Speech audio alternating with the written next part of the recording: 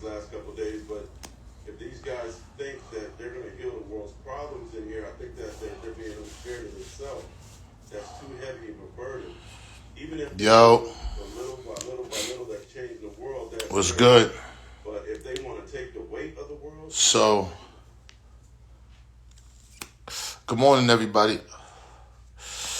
I need y'all to like tape this conversation because we about to talk about a few things right now.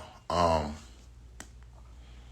don't know if y'all seen the Chronicles of the Rough Riders last night, but we're gonna talk about that. So I'm gonna give everybody a chance to get on. We're gonna talk about last night.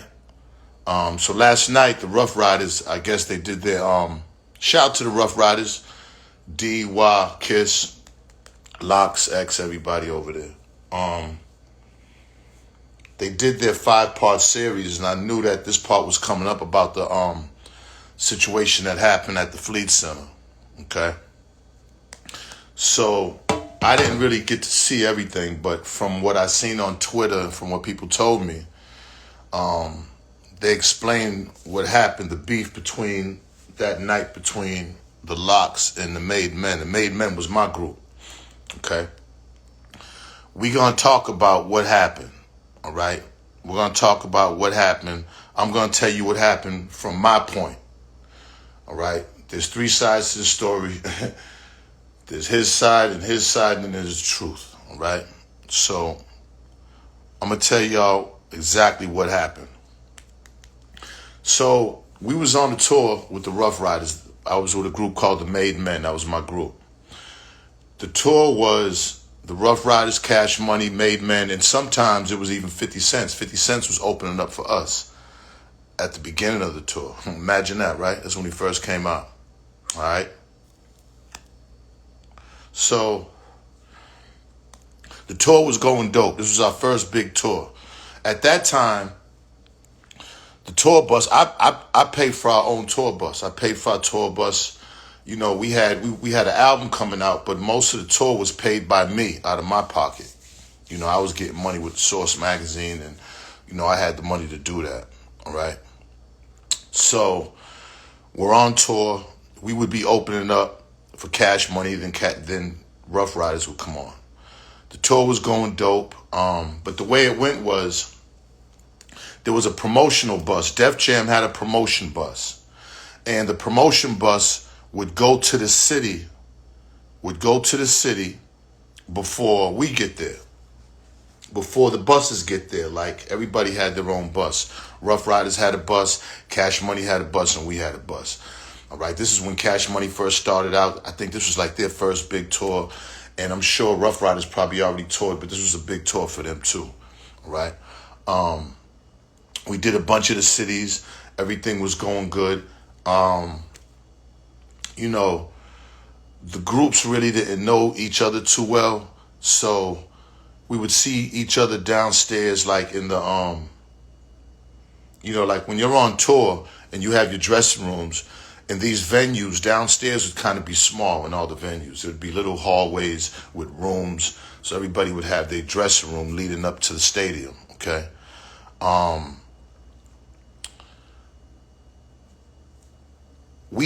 I had somebody on the Def Jam tour bus that was just, when they would go to the venues, they'd be putting Made Men posters and stuff up at the venues. So then when the buses would pull up, you would see Made Men posters everywhere.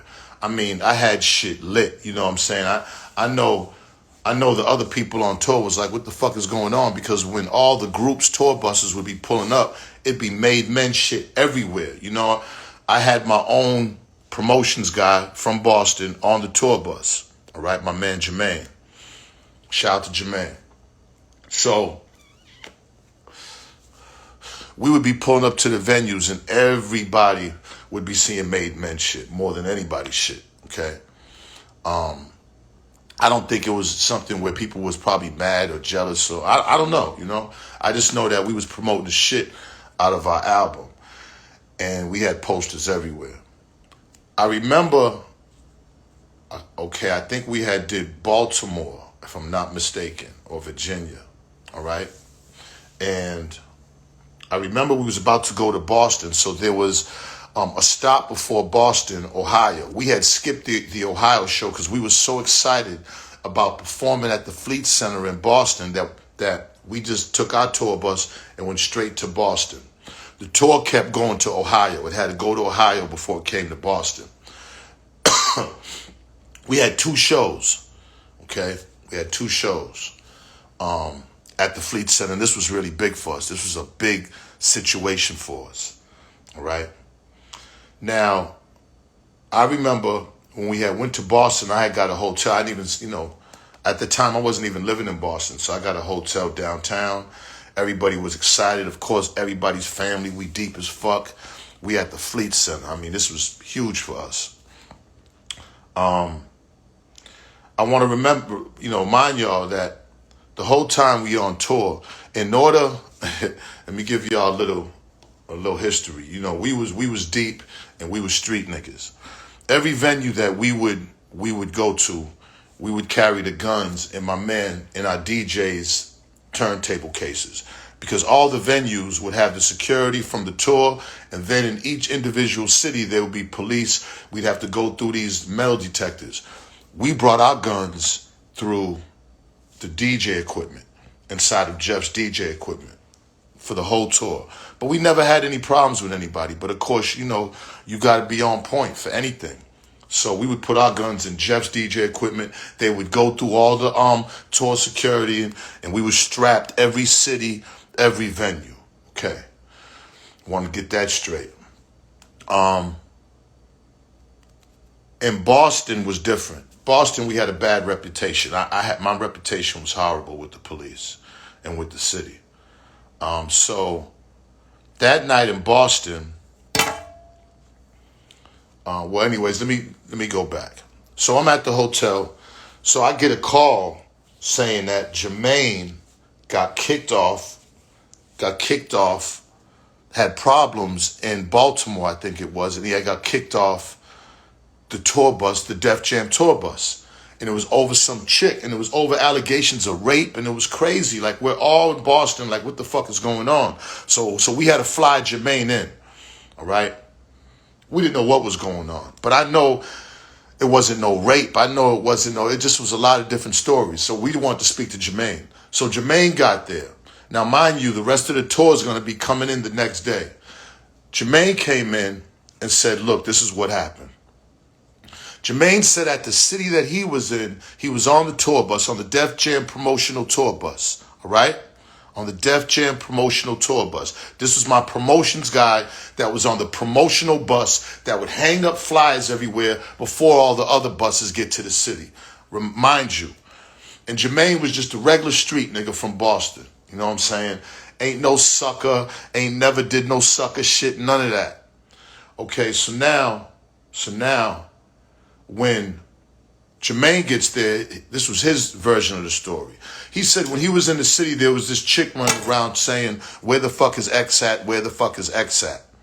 Because the story we got was that Jermaine raped DMX's cousin or some crazy shit. I knew that was bullshit. So when we flew Jermaine in, this was Jermaine's story. He said they was on the bus, on the Def Jam bus, and this chick had DMX's hotel key or some room key or some shit happened, all right? And she's like, where's this nigga at, whatever.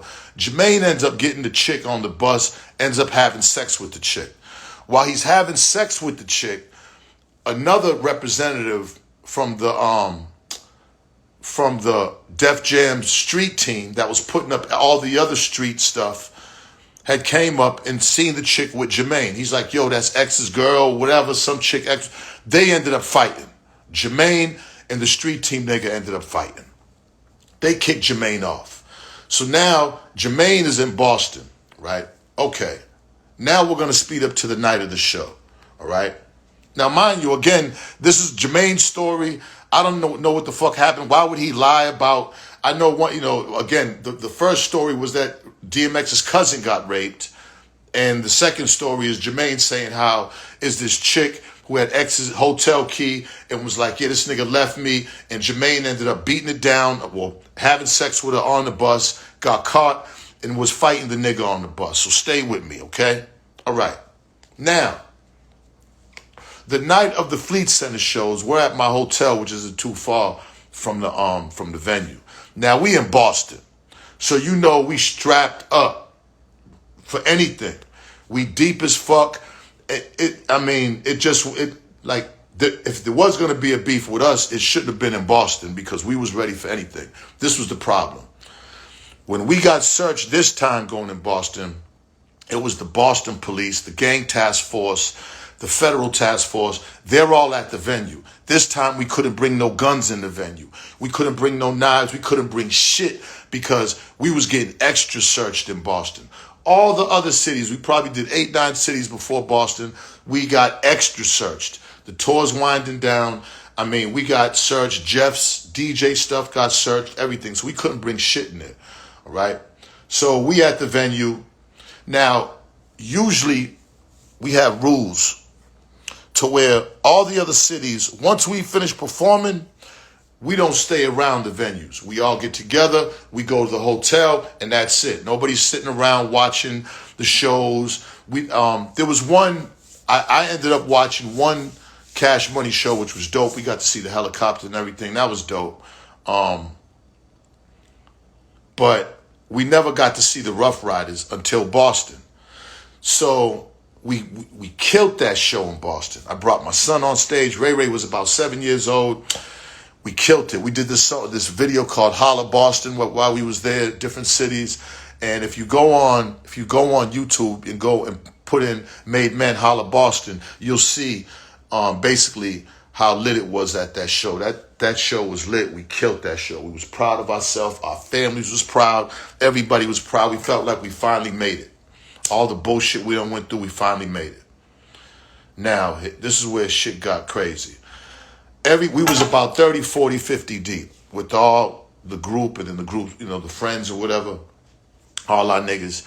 So this time we decided to chill and watch the Rough Riders, the whole show. So after our performance, we sitting on the side of the stage, deep as fuck, 30, 40, 50, 60 niggas deep, all right?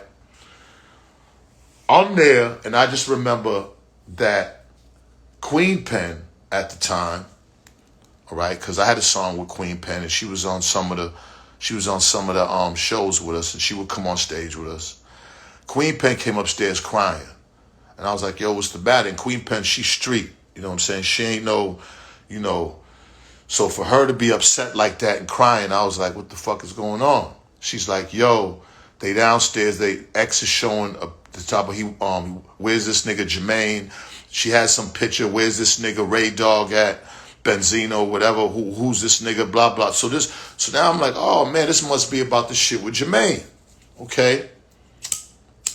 I grab Jermaine. I tell niggas, I say, look, I'm going to take Jermaine downstairs with a couple of niggas. Everybody else stay here. Because I knew if we went downstairs deep like that, it was going to be problems. All right? Because nobody knew what the fuck was going on. I just grabbed Jermaine, a couple of niggas, and say, y'all, wait here. I'm going to go downstairs with them. I'm going to straighten this shit out. We're going to find X. We're going to talk to... Because if this is over a fucking broad that Jermaine fucked or whatever, listen, this is bullshit. We're going to straighten this shit out now. All right. Because I don't know where the fuck they got me and X fought over, bro. Like, or I was fighting over a bitch that X... That shit was a lie and bullshit on my mother's soul, okay? So now, back to the story. I go downstairs and remember when you in these venues, these little hallways are small.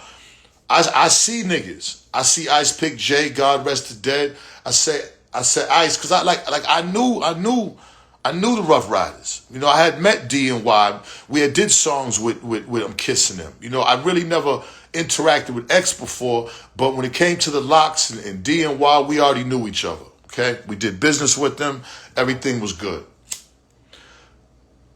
I'm in the hallway with Jermaine and I think 2 other guys. It might have been Jinx and somebody else. And my brother Pork. It was my brother Porky. Just 4 of us. So we're trying to find X, but it's loud as fuck because at the time, Cash Money's on and all you hear is boom, boom in the music. You really can't hear too much. So I'm running around looking for X. Yo, anybody see X? We need to talk to X. I got Jermaine. Where's X at? Here comes Styles and them out their room. Like, yo, what up, Ray? Styles like, what up, my nigga? What Styles? What up, bro? Me and Styles are talking. We hugging. A couple more niggas come out with Styles. All of a sudden, all my niggas come. I don't know who told them to come, but all my niggas. So we deep. Now, they see all my niggas. Here comes all the Locks niggas.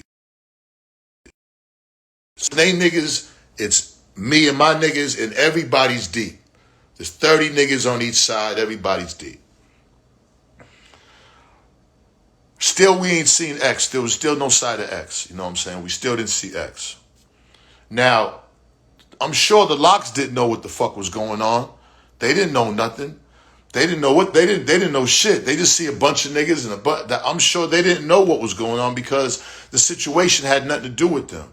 This was over X and Jermaine and some chick that Jermaine had fucked, who was X's chick, who probably wasn't even his chick, was just a chick that he was messing with from the city. Who knows? I don't know nothing.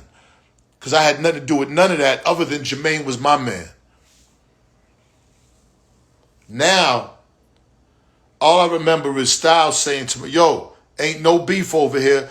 Raise my man. Styles said that. I remember that. And it's true. We was cool. The Locks and us was cool. Somebody from my side threw a plastic water bottle. And that's when all hell broke loose. The water bottle got thrown and the Locks' crowd hit somebody.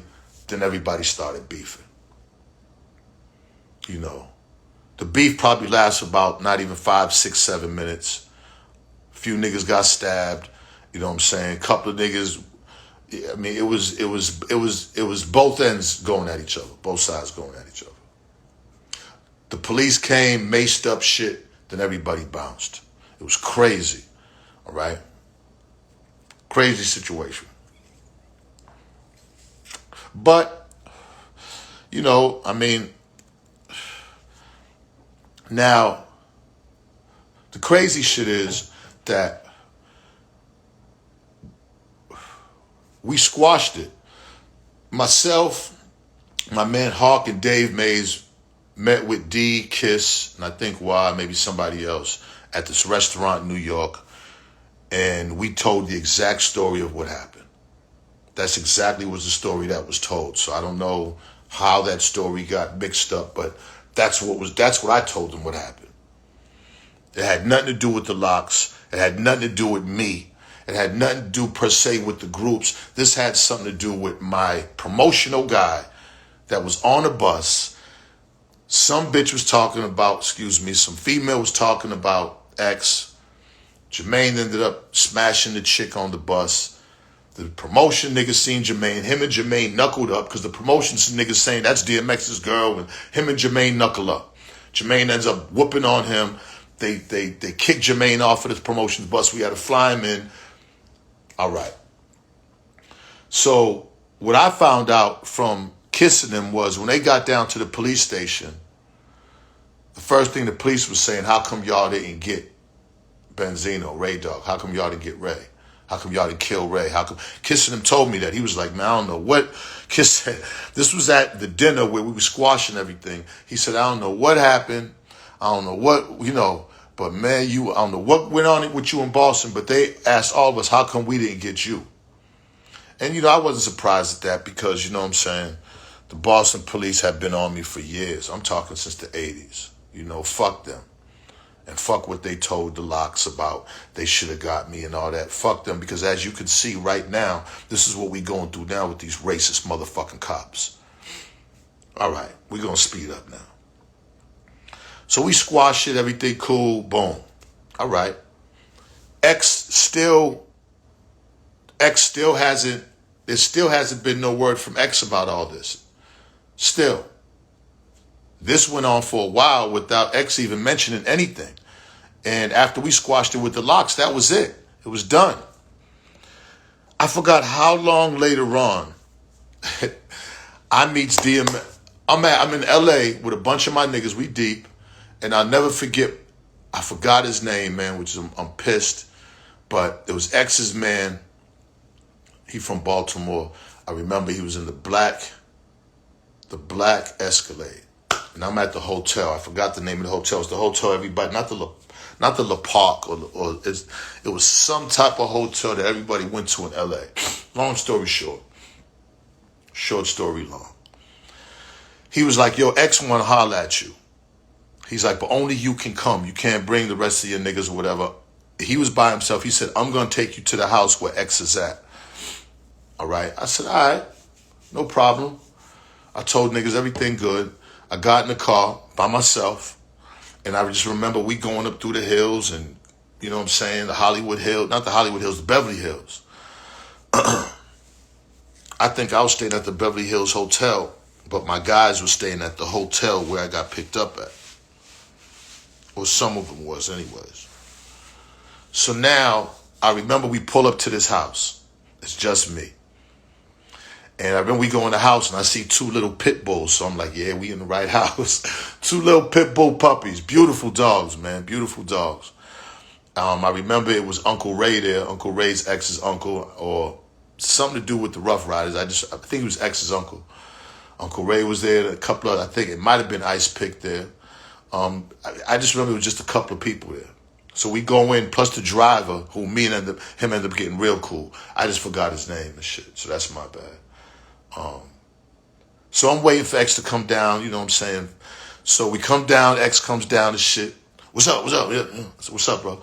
Say, you play pool? You want to play pool? So I was like, all right. So we start playing pool and shit. Play about 6-7 games of pool. We don't mention nothing about nothing. There's still no mention about nothing. I'm by myself in this house. Nothing. We playing pool. Everything good. Offer me, some food, some drink. Everything cool. After the pool games, he's like, yo, come on down, come on. So we go downstairs to like his garage area and he takes the cover off that old car that had Aaliyah. It was like a car that he had got done up. It was an older car, but the shit was dope. It had the painting of Aaliyah on the front hood. I was like, oh man, this is dope. Yo, he was like, yeah, this is my baby. And you know what I'm saying? We talking about cars and she's like, come on, you want to go for a ride? Now, this is at night. You know what I'm saying? I said, all right, fuck it. So he gets everybody together. We ride him. So he got 2 or 3 people following him. I'm in the whip with him. We driving. He starts flying. We on Wilshire, flying. I mean, you know, he, you know, I don't know if he's trying to scare me because I drive fast as fuck too. Everybody will tell you I'm the crazy driver too. So yeah, I don't, you know, I'm just like, okay, this is dope. Let's go. Go faster. Shit. So we ended up getting pulled over and shit. We ended up getting pulled over by the police. They noticed it was X. It wasn't too much. They let us go. We ended up going to Sunset Strip to this bar that's a famous bar up there, like kind of like a bar. It's like a bar really for white people, but it's a huge, huge place on Sunset. And it has this mechanical bull thing. So pool tables are there. We playing more pool and shit. We drinking. You know, I don't drink too much, so I had a couple of sips of something and maybe some ginger. I really don't get drunk like that. I get too emotional when I'm drunk. So anyways, he said, you want to get on the boat? I'm like, nah. Come on, get on the boat. I'm like, nah. I said, I'm not getting on that shit. You know, you get on that shit and it goes crazier. Like, nah. Come on, get on. Okay. So I get on the fucking bull. Throws me off in 5 seconds. I'm on that shit, throws me off in 5 seconds. Quick, fast. He gets on, he's riding, everybody's clapping, they love X. He rides the shit like, yo. I'm like, okay, I see you. That was it. He says, yo, we're going to get together tomorrow in the morning. We're going to get together early. That was it. I ended up leaving, going back to my hotel. They left. The next morning, driver comes, picks me up. I meet him at Hobbytown, this place called Hobbytown. You race cars? You don't do the cars? I said, these are these hobby cars, but remote control cars, but the ones you put gas in them, like the real dope ones. So, man, we racing these cars. We doing the car thing all day. So still nothing. We don't speak nothing about what happened. It's the craziest shit. So now he's like, well, we're going to go studio. I said, studio? Okay, shit. Hell yeah, let's go to the studio. We about to do some music with DMX. This is dope. Or I don't know what's going on. So we go to the studio. So now we in the studio.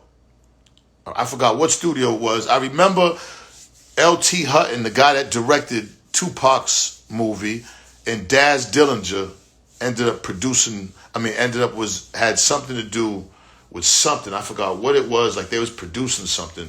But the song was produced by P. Killer. He had his producer P. Killer there. So I'm like, okay, we about to do a joint. This is dope. So I remember the shit, he had the hook. The hook was like, lean on me when you're not, but it was like that. It was called Lean On Me or something. So all of a sudden, the dude from Jodeci walks in. I swear to God, I am not making this fucking shit up, bro. The dude from Jodeci walks in. I get him mixed up. I think this was KC, like the slim one. Or I think that's KC or that's JoJo. Whatever the slim one was, that's who walked in. So he's walking, he's like, yo, what's up, man? And, oh, man, I always wanted to meet you, Source Magazine, and yeah, I haven't heard about y'all, and boop, boop. So he's in there, and he's singing to the beat, whoa, whoa, whoa. And I'm like, oh, this is crazy. Like, this is fucking nuts. You know what I'm saying?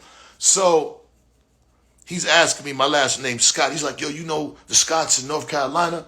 You know Scotty Scott? I'm like, nah, I don't know Scotty Scott. You know what I'm saying? It's just I'm telling you, you can't even make this fucking shit up, yo. So X ends up doing his verse.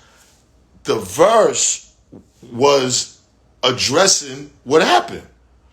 More or less like, yo, Ray, he mentioned my name in the song, Ray Benz, you know, we both dogs and dog with a dog. And I just remember the verse was dope, but it was basically saying, look, I ain't got no beef with you.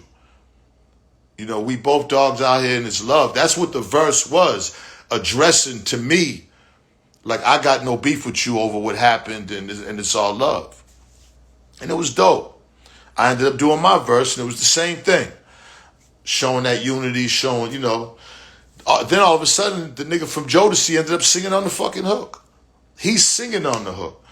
So there's a song out there produced by P. Killer with DMX Benzino called Lean On Me with Casey or JoJo, whatever the slim was from Jodeci. Song never came out, but there's a fucking song out there somewhere. After he made the song, that was it. We still never spoke on it, and then that was the last time I really seen X. That's the story.